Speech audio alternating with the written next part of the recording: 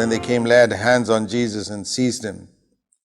And one of those who were with Jesus reached out and drew out his sword and struck the slave of the high priest and cut off his ear. That was Peter. వారు దగ్గరికి వచ్చి ఆయన మీద పడి ఆయన్ని పట్టుకొనిరి. ఇదిగో యేసుతో కూడా ఉన్న వారిలో ఒకడు చెయ్యి చాచి కత్తి దూసి ప్రధాన యాజకుని దాసుని కొట్టి వాని చెవి తెగ నరికెను. ఈ విధంగా చేసింది పేతురు.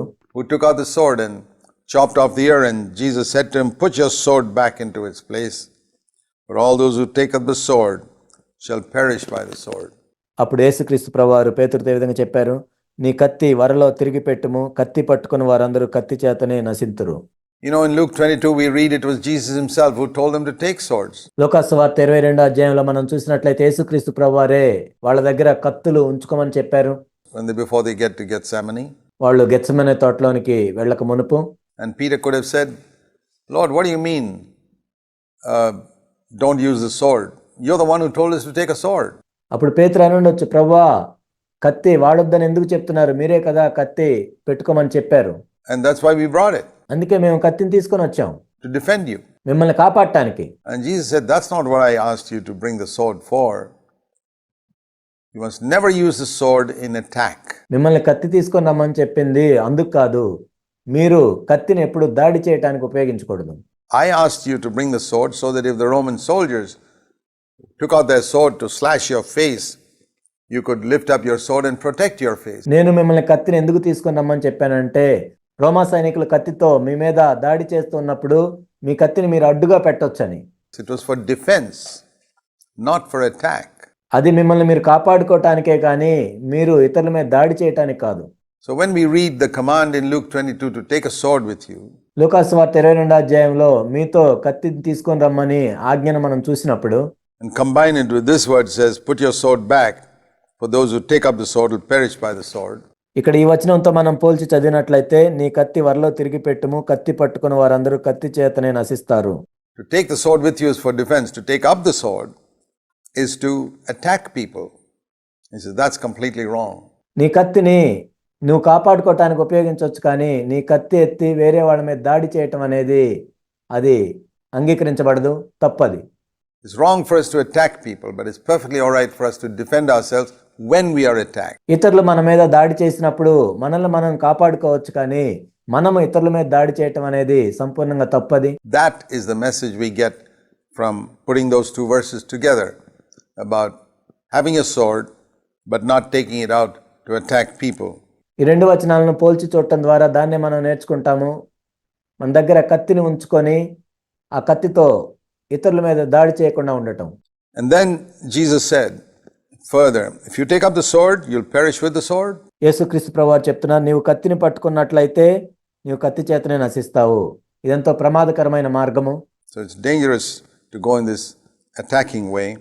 Verse 53, "Don't you think that I could appeal to my Father? You think I cannot appeal to my Father right now and he will put at my disposal 72,000 angels, 12 legions of angels." One legion is 6,000 angels.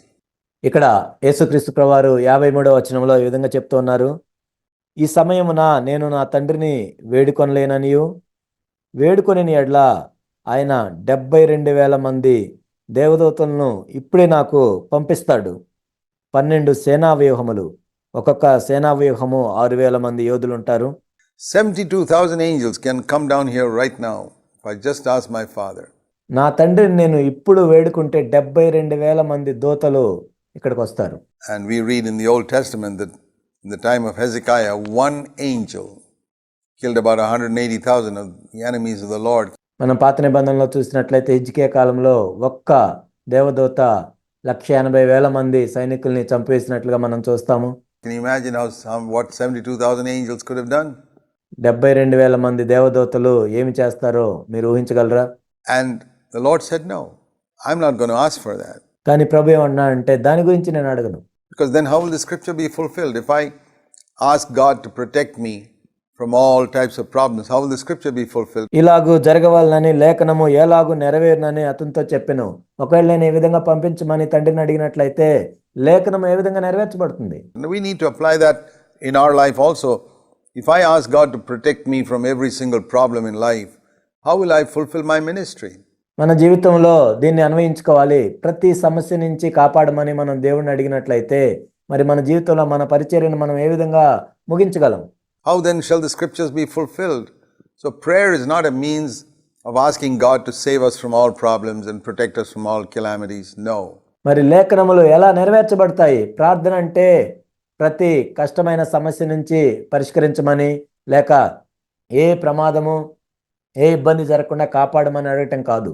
God allows some things to happen in our lives so that we can have a ministry.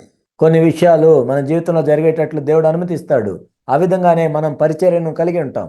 I mean, if Jesus had got the angels down to protect him at that time, he would not have fulfilled his ministry. ఒకవేళ ఆ సమయంలో యేసుక్రీస్తు ప్రభు కోసం దేవదూతలు వచ్చినట్లయితే ప్రభు యొక్క పరిచర్యను ఆయన ముగించేవాడు కాదు. And if God protects us from all types of problems in this world, we will not have a ministry to others. ఈ లోకంలో ప్రతి సమస్య నుండి ప్రభు మనల్ని కాపాడినట్లయితే ఈ లోకంలో మనం పరిచర్యను కలిగి ఉండలేం. Sometimes we have to go through what other people go through in order for us to empathize with their problems. కొన్నిసార్లు ఇతరులు వెళ్ళే పరిస్థితుల్లో గుండా మనం వెళ్ళాలి. ఆ విధంగానే వాళ్ళని మనం అర్థం చేసుకొని వాళ్ళ ఏళ్ల సానుభూతిని చూపించగలం. And that's why God does not protect his children from certain types of sufferings. అందుకే దేవుడు తన పిల్లలను కొన్ని రకాల శ్రమల నుండి ఆయన కాపాడ్డు. We've got to go through in India crowded trains and standing in long queues. భారతదేశంలో మనం కూడా బాగా రద్దీగా ఉన్న రైల్లో ప్రయాణించాలి. క్యూ ఎంతో పెద్దగా ఉన్న చోట నిలబడాలి. To get things done and going to government offices ఆ విధంగా మన పనులు ముగించుకోవటానికి ప్రభుత్వ ఆఫీసుల్లోకి మనం వెళ్ళాలి. and waiting hours on end and going back again and again to get a permit or something like that. గంటల కొద్దీ అక్కడ వేచి ఉండి మరలా ఆఫీసుల చుట్టూ తిరగాలి పర్మిషన్స్ కోసం. Because that's what everybody else in our country is going through. ఎందుకంటే మన దేశంలో అందరూ దీని గుండానే వెళ్తారు కాబట్టి. And sometimes, very often, God doesn't shorten the process and make it easier for us. తరచుగా దేవుడు మన పరిస్థితులన్నింటినీ సుగమం చేసి మన అడ్డంకులన్నింటినీ వెంటనే తొలగించడు. By removing all the roadblocks. We face the same roadblocks that everybody in our country faces. మన దేశంలో ప్రతి ఒక్కరూ వేటినైతే ఎదుర్కొంటారో మనం కూడా వాటినే ఎదుర్కొంటాం. And that's how we can empathize with them. We understand the struggles they're going through. ఆ విధంగా వాళ్ళ ఏళ్ళ మనం సానుభూతి చూపిస్తాం. వాళ్ళు దేని గుండా వెళ్తున్నారో అర్థం చేసుకోగలుగుతాం. And we can say, we face the same thing, but we've learned to rejoice always. మేము కూడా వీటన్నిటి గుండా వెళ్ళాము, అయినా కానీ ఎల్లప్పుడూ మేము ఆనందంతో వాటి నుండి బయటకు వచ్చామని చెప్పగలం. We've learned to trust God to help us. We've learned to be anxious for nothing. ఆ పరిస్థితుల్లో దేవుని యందు నమ్మకించడం మేము నేర్చుకున్నాము. దేని గురించి చింతపడకుండా ఉండటం నేర్చుకున్నాము. But if we are protected from all calamities and problems and trials by prayer, కానీ ప్రార్థన ద్వారా, శ్రమల ద్వారా, ఇబ్బందుల ద్వారా దేని గుండా వెళ్లకుండా కాపాడబడినట్లయితే then we have no ministry to others. అప్పుడు ఇతరులకు మనం చేసే పరిచర్య ఏమీ ఉండదు. So he says, I'm not going to call 72,000 angels come protect me. No. 72,000 మంది దేవదూతలు వచ్చి నన్ను కాపాడమని నేనేమి పిలవను. Let the scriptures be fulfilled. ఆ విధంగా నా జీవితంలో లేఖనములు నెరవేర్చబడాలి.